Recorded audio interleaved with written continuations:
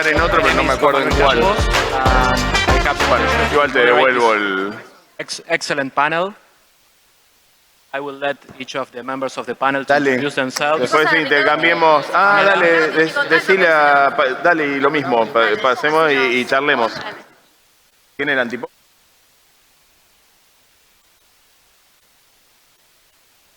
Hello? Now we are talking. Okay, so again, everyone, welcome to this panel. My name is Juan Manuel. This is an excellent panel. We will be discussing regulation, what we can expect around the world. I will let each of the members of the panel to introduce themselves. Pamela, if you want to start. Hola, Pamela Clegg. Yo soy vicepresidente de riesgo y investigaciones de criptomonedas para Cypher3, lo cual es una compañía de Mastercard ya desde 2 años, perdón. I am Joey Garcia. I'm head of legal and regulatory affairs at Zappo Bank. It's a regulated bank, credit institution, and VASP on the crypto side of things. I'm a specialist consultant to the United Nations, so I train about 18 countries around the world on what to do in this world. Hi, my name is Daiana Suk. I'm an attorney under Argentine and New York law. I'm working for DLA Piper. We are doing especially financing, capital markets restructuring, but now also structuring businesses in related to crypto assets, all in Latin America and in the world. Hi everyone, my name is Leon Lanis. I'm from Chile. I'm the legal manager of Next Harvest Solutions, and we help fintech and crypto companies establish themselves in Chile and help them with all the BASP and CASP licenses. Okay, well, thank you. Diana, do you want to tell us about a little bit of how the global regulations are developing? Yes, sure. So I think that crypto assets started strongly 10 years ago. The regulation is very different from then and now. And if we can see, the world is going to regulating these special assets. So if we go by continent, we can go first to, for example, US. US has the particularity that there's no central authority that regulates these assets. So we have overlapping regulations, for example, with the SEC or the of the Commodities Trade Authority. So, well, I think that other panelists are gonna also explain about what's happening now in the US and in Canada too. But the main problem there is that there's no specific regulation for all activity, but a case-by-case analysis. So I think that we have to see the SEC applying the Howey test in each ICOs or case, right? For example, going to Europe, I think that most of the people here know that Europe now adopted the MiCA, which is a regulation that comprehends the region. And that is, I think, an advance on regulation because you are comprehending. I mean, it's comprehensive, and also that gives clarity to players who are working in Europe, right? So, for example, the MiCA establishes regulation for crypto assets, and the crypto assets are divided in 3 types of tokens, which is first the asset reference tokens, second, electronic money tokens, and third, utility tokens. So I think that very clear, very step-by-step procedures are helping players to go to Europe. Then if we go to Asia, we have different kind of approaches depending on the country. So for example, if you go to China, China is very reluctant, or they are not very welcoming cryptocurrencies, while Japan, for example, is very forward-looking. They are very, they are welcoming new players to go to the country and do businesses there. So, for example, in Japan, they make distinctions between crypto assets and securities like many other jurisdictions, but they don't have a specific framework for the crypto assets in general, but only depending on the functionality of such assets. So it's a very, it's an ecosystem friendly to new players. And then we have Latin America. Latin America, I think that is one of the main players in the world. So we have El Salvador, which was the first country adopting Bitcoin last year, and also Argentina, which is, I mean, there's very specific regulations in Argentina about cryptocurrency or crypto assets, but there's not a big framework. So there are a lot of room for players to work. This is about regions, and then internationally, I think that it was last month in October, the IMF and the Financial Stability Board presented a paper to the G20 in India, and then in October it was approved. So that global framework, I think that's going to help for all jurisdictions to have some cooperative regime all around the world. Okay, that was great. Pamela, Daiana mentioned just now how the US has a lot of different regulators. Can you elaborate a little bit on that, and how does that work for crypto?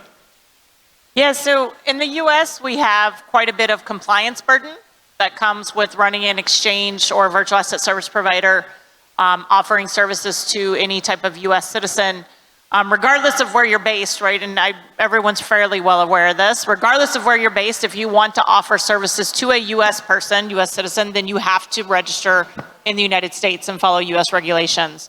The problem in the United States still is that, as Daiana already said, we still have quite a competing environment of regulators. And then also too, that's at the federal level. For every single exchange or VASP that wants to operate within the United States, then they also have to register at the state level and obtain their licensing within each state where they would like to offer services.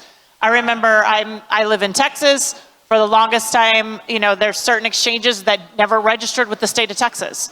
So I remember like Binance.us never registered in Texas. I could not access Binance.us if I were interested because I was a Texan resident. And then of course, even at the state level, we have varying levels of regulatory expectations. So we're all familiar with New York and the BIT license that New York requires to operate in the state of New York. Now we have California that just announced that they will have a similar regulatory regime, and that you will be required to obtain essentially a California license at a higher standard than what we see with federal authorities. Also too, in the United States, we tend to see more enforcement actions coming out of the state level. So the big enforcement action that we saw last year, which was Coinbase, right? That was 100 million. It was 50 million in penalty and a 50 million required spend to bring their compliance program up. That didn't come from the US government, that came from the state of New York, right? So that's part of the requirements of obtaining your BIT license, is that then you are also regulated and you have examinations from NYDFS. So that creates quite a compliance burden for an exchange to have to manage all of those relationships. And then, am I offering something that's a security? We still don't know, right? As Daiana already said, how many times have we been talking about how much the Howey test is going to apply or doesn't apply, and how many cases do we have going to court? So we have seen exchanges leave the United States. CEX closed up shop. We had Bittrex. They filed for bankruptcy in the United States, but they're still operating in Europe in particular. We've seen a lot of exchanges just leave that environment so that they can go somewhere where they feel like they have a lot more guidance and clarity. In Canada, just briefly, we've also seen exchanges pull out of Canada, and that's really due to over-regulation. So again, it's a compliance burden issue, and how much one exchange in particular, I won't name them, but they did a study of how much it would cost them to comply with the new Canadian regulations. and they would actually be losing money at the end of the day. So it just wasn't worth it for them to be in the Canadian market because of that compliance burden that they have. Okay, that's a mess. So on the other side of the Atlantic, Joey, you are the the head of legal for regulated exchange. What's your view of this type of situations? Yeah, look, I mean, there are a few things that are pretty important for people to understand, and there's some that I'm like really grossly like against. So there was mentioned before the FSB, the Financial Stability Bureau have put out this sort of notice to the world, and they're basically saying, you know, the principles are, you know, same risk, same regulation, same activity, same risk, same regulation, and that's wrong. This is a completely new ecosystem. It's a completely new technology. It's a completely new universe that's being built. Authorities shouldn't be thinking of this as a standard financial services world. Now, the gaps are moving, right? So in 2019, when the FATF published their recommendations, that's what triggered the whole licensing vast universe in the world. There were 5 definitions and there were recommendations. And basically, they were saying you needed to build out compliance frameworks. It was an AML focus. Then we had Lunaterra, and you have 3 Arrows, and you have FTX, and you have all of these gigantic blow-ups. And that's a massive accelerator to regulated environments, create secure ecosystems for participants to be able to engage with this world. But what is the world? So we talk about exchanges, we talk about wallet providers. Most of the authorities are looking at what is it that we're going to regulate? So the DeFi universe, where does that sit? The unhosted wallet universe and P2P layers, where does that sit? Staking related networks or platforms, where does that sit? Is it a fund? Is it not a fund? So they're all forming views, and they're all forming very different views. And this is one of the problems that people, when they're looking to domicile themselves in one jurisdiction or another jurisdiction or to understand, they don't see all of the intricacies. So I'll give you an example. We also mentioned MiCA and like what's happening in Europe. Why the hell are we talking about MiCA if we're sitting in Argentina? Some people say it's like a bit of a standard setting initiative. It has lots of issues. So one is proportionality. This is it's a nascent startup industry. Should we be regulating everything like a proper financial services business? I don't think so. I think it's too much. Some of it is too much. Tech infringement. So I'll set up an eBay account now and I'll sell you that bottle of water. The market will determine a price for that bottle and we'll make an exchange and I'll send it to you and you'll send me the money. Now I digitize that and I write it in a form of whatever, NFT on a blockchain. Now, under MiCA, I'm a full-blown financial services regulated platform. That's disproportionate. It is a technology infringement. If you use a technology, you're triggering a whole universe of law and regulation, and that's complex. And that's what they're looking at. They are really looking at. I'll give you another example. I think in Thailand, they had some wording. So everyone wants to regulate exchanges, no doubt that they do. They had the word facilitate. So the facilitation of a transaction is an exchange regulated activity. But what does it mean to facilitate a transaction? If I'm a developer, if I was Satoshi Nakamoto and I wrote a white paper, am I a facilitator? Yeah, I mean, arguably I am.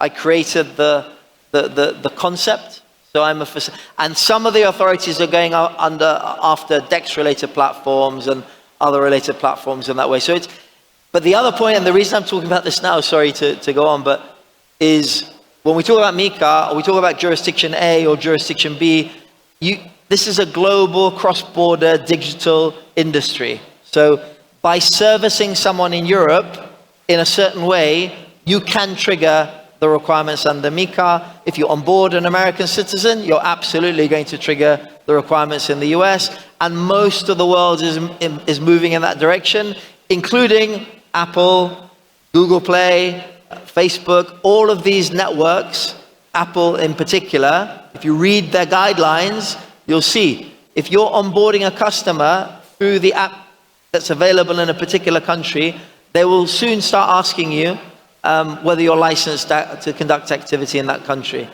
So people need to think about how they're servicing people on a cross-border basis. They need to think about lots of these factors. They need to understand what authorities are thinking, because the worst way to deal with that is, regulation by enforcement, or finding out 6 months after the event, oh, damn it, I've got a problem.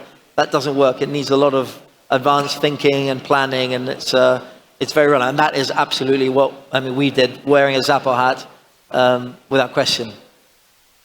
Thank you. That was quite illuminating. So, Leon, Chile approved very recently a new fintech law. Can you share your experience with that law? Yeah, so the idea of the fintech law is that we encapsulate the whole fintech market. We have different regulated entities. We have crowdfunding platforms. We have what we call the alternative transaction systems, which are basically exchanges. Financial advisors, credit advisors, custody, enrollment, etc. Those are the kinds of people that are regulated under the fintech law in Chile. But in the cases that we do not want to go like in the US, like the problem that they have with the SEC, or some of the problems that we have with MICA, is that we do not want to tackle the problem of the nature of the asset. We wanted to regulate the people that offer the asset. So in that case, we specifically regulate centralized exchange, like they were saying on the last panel. We do not tackle the problem of the decentralized exchange. We go directly to that sense. And the good thing about the fintech law is that in Chile is that the principle of the law is that the smallest fintech or crypto company can compete against the biggest bank. That's the idea. And how we achieve that is through the open finance system. So the idea of Chile is that if I, as a consumer of financial assets, want to give 5 years back of my data to another company that's offering me another service or different type of assets, the bank is compelled to grab my data and give it to the other company. So in that sense, the idea is that there's full competition in the system because of data portability. And the other sense is that the crypto exchanges are not directly regulated as crypto exchange. They're regulated as either a crowdfunding platform if they offer ICOs, or in the case that they directly offer, for example, Bitcoin or Ethereum or other type of cryptocurrencies, they're regulated as an alternative transaction system. Can I add something to that? And I'm just curious to what everyone thinks, but one of the problems with authorities, or with the world to an extent, is that we look at virtual assets. Everyone looks at virtual assets as one thing. So it's a virtual asset. We have stable coins, we have units of BTC, we have utility tokens, we have NFTs, we have all sorts of completely different classes of assets, but they're all bracketed under this one definition of a virtual asset. So if you're an exchange based in Chile, or if you're an exchange based in Europe, or you're an exchange based in the US, the authorities don't understand that. They don't look at it. They regulate it all the same way. It's one thing, or not. Or that's my question. Well, in the case of Chile, first of all, stable coins are not regulated under the fintech law. There will be regulated by the central bank in the future.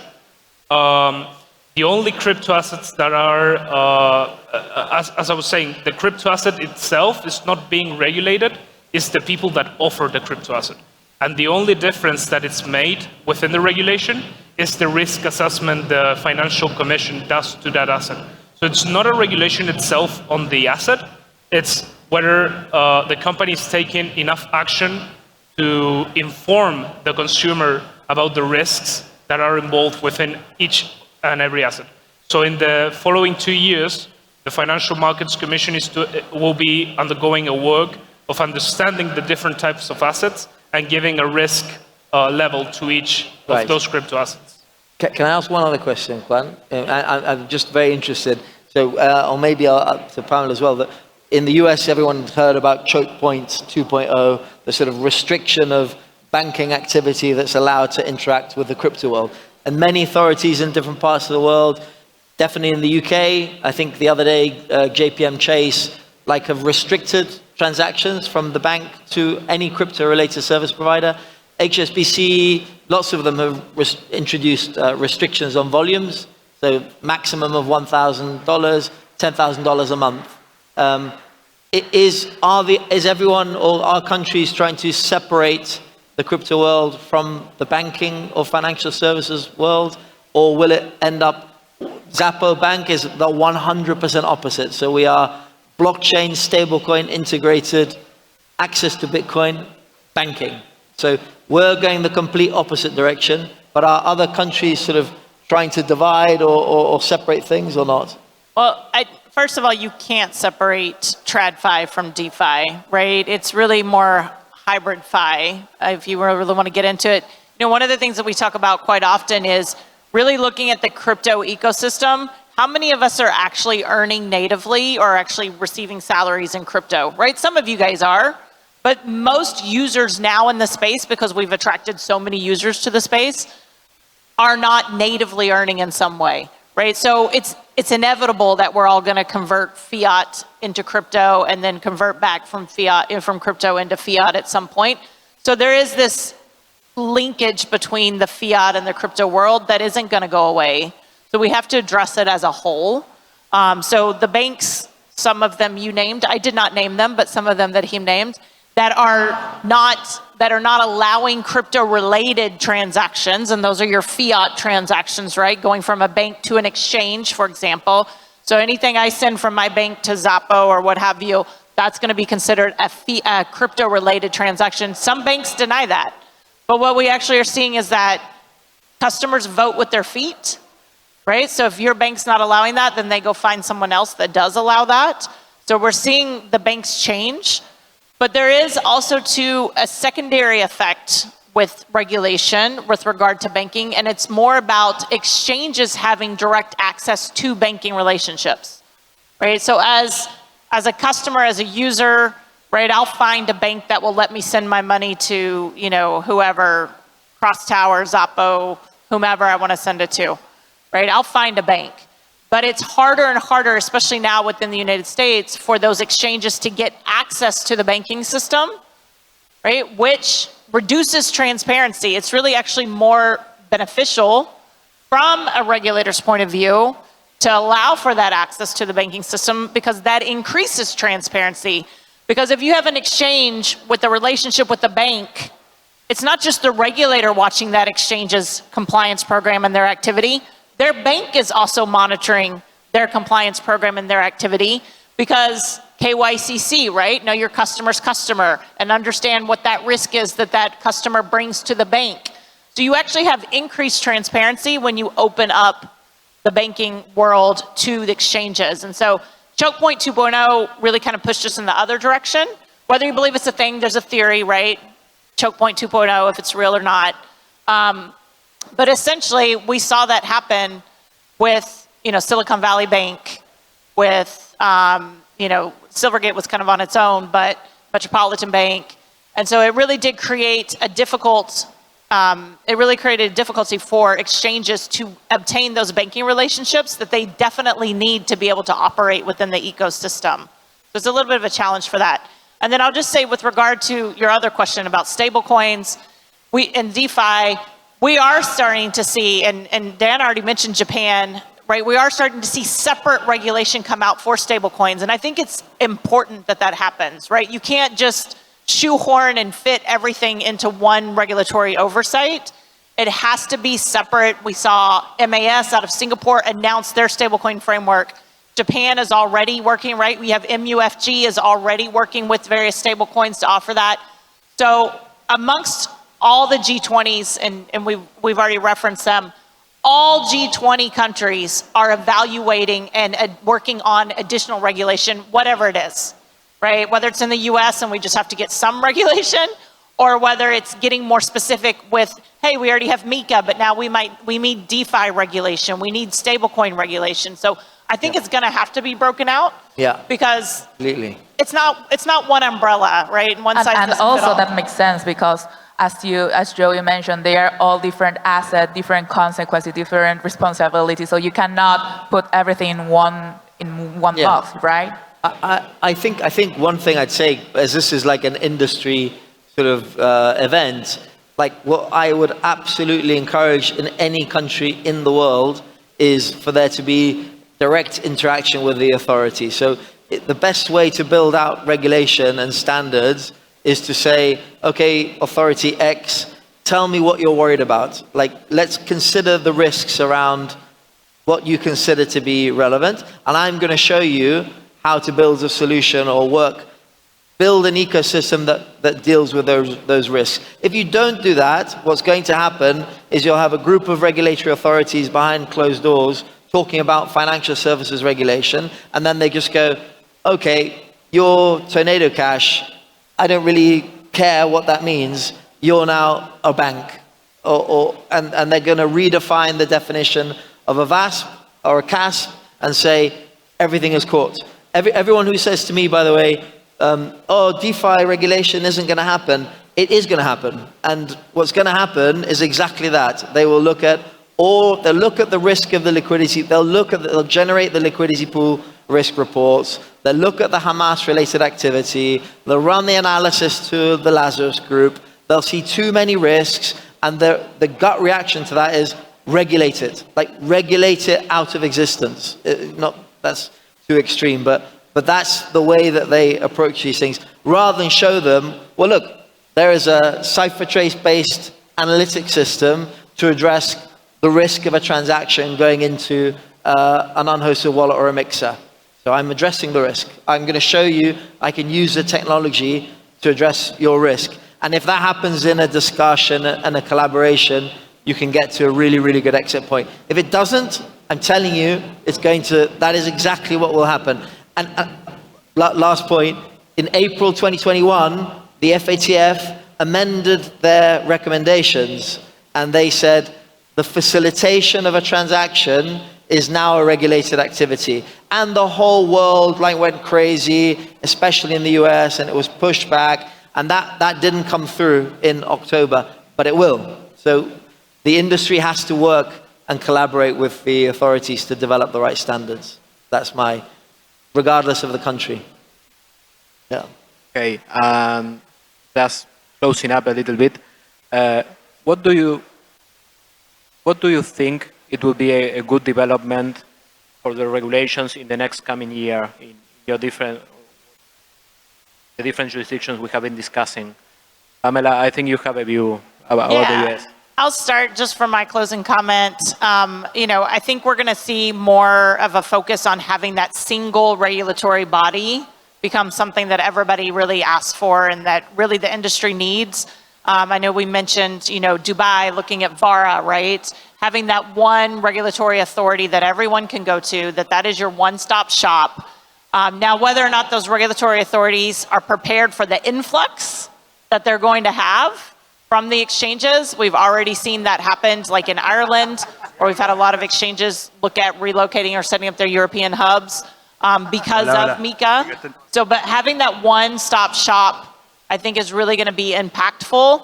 And the countries that continue to have too many, right? We've already mentioned the US, the UK, where you have too many different regulatory bodies, that's going to continue to hamper and hurt innovation and really kind of drive out business.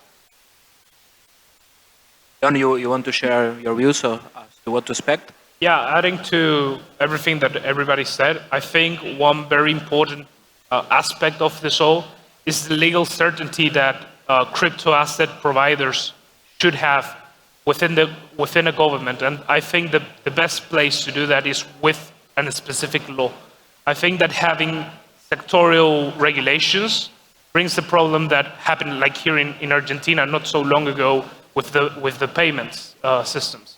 That if the government has a change of winds, they just take that regulation, because having a sectorial regulation from a specific governing body, it creates a problem that they can sweep that off.